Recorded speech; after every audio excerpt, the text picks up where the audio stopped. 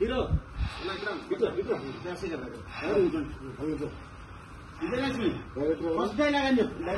ఇలా కొట్టాలి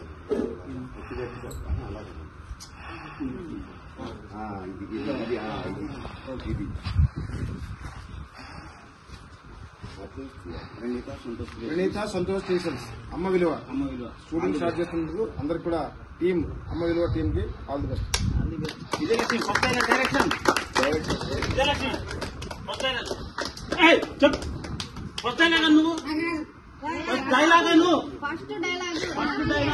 డైలాగే first dialogue.